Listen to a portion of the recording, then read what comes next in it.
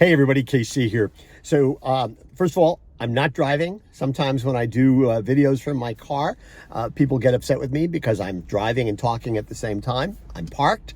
The reason I'm doing it from my car is it is a very, very cold and windy day here in Stamford, Connecticut, which is where I am right now, attending the opening of a brand new Whole Foods store here in Stamford.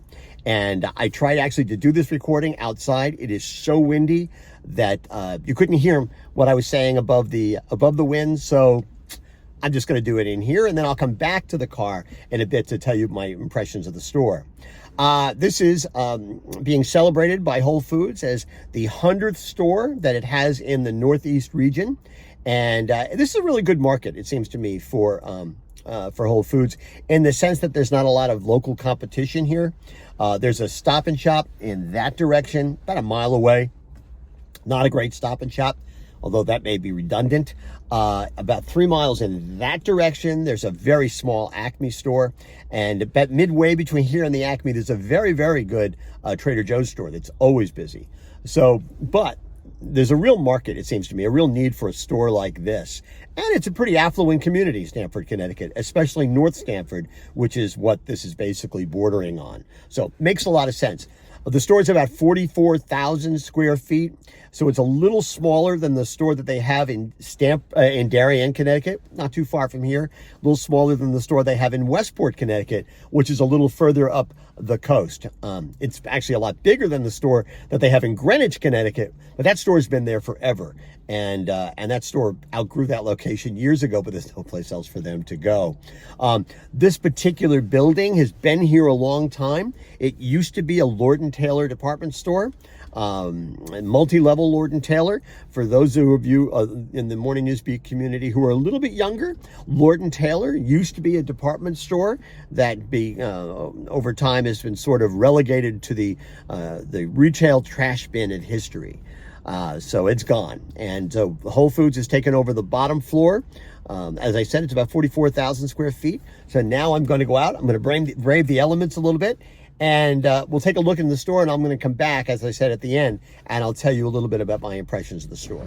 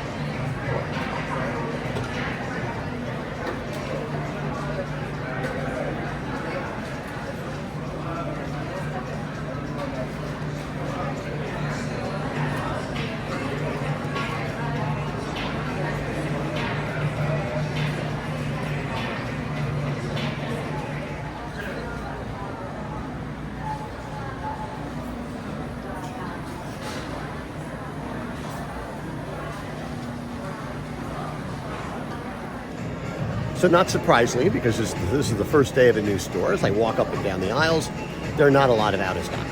A couple, as you can see.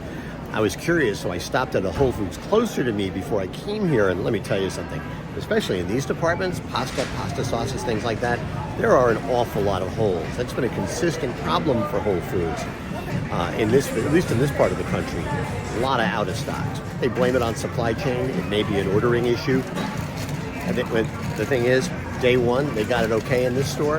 The problem is going to be, what are they going to do on week 2, month 2, year 2? Are they going to have the same problems as other stores in this area? I hope not, but experience would suggest they probably will.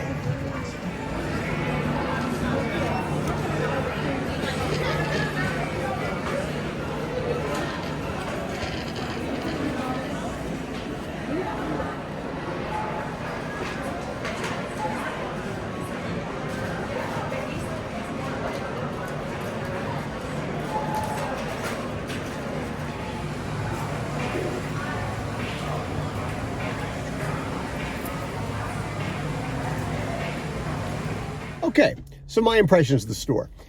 Listen, I think it's a nice store, okay?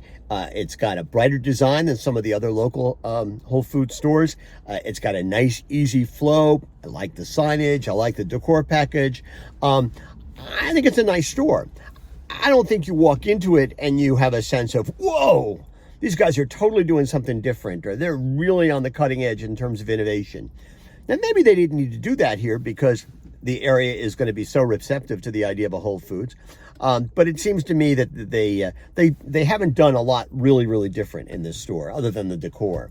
A couple of surprises. One, I'm really surprised that they didn't try to use the Amazon smart carts here. This seems to me to be a perfect market. It's upscale. People are tech savvy. It would have been a real differentiating thing had they done it, but they didn't do that. And that surprises me, especially because they've clearly put a greater emphasis on self-checkout than on man checkout. There are only 5 staff checkout lanes, and there's 8 self-checkouts. And so clearly they're putting more emphasis on that. We're seeing that in a lot of different places. Would have been a great place to put smart carts, at least from my perspective. The other thing was I'm a little surprised there's not a bigger Amazon presence in there, especially at this time of the year. It's the holidays, right?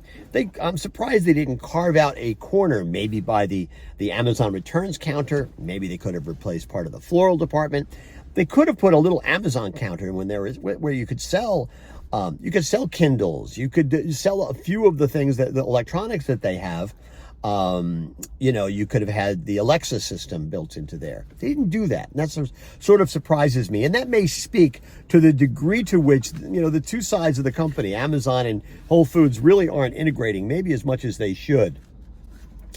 It seems to me, and you may disagree with this, but it seems to me that when a retailer opens a new store, one of the things they should do, that they need to do in those instances, is they need to move the ball forward, right? Whether in terms of service, in terms of products, in terms of presentation, in some way you have to figure out a way to move the ball forward. Now, with this store, I wouldn't say that Whole Foods has lost any yardage, and maybe they've moved the ball forward a little bit in terms of market share, being able to serve a market they weren't in before. But in some ways, they really have not moved the ball, right? Not in terms of any kind of innovation, not in terms of, some a knock your socks off kind of presentation that would have people going, oh my goodness, look at this store. You absolutely have to go see it. So I think that's a missed opportunity. Now, let's be clear. Stamford, Connecticut, this is the market that basically our local football teams are the New York Jets and the New York Giants. So it may be that moving the ball forward is sort of against the law here. But I do think this is in some ways a missed opportunity for Whole Foods. They could have done something really different, really innovative, and they didn't take advantage of the moment. Anyway, but as I said, good store, good enough, but not really special. Anyway, that's what's on my mind. And as always, I want to hear what's on your mind.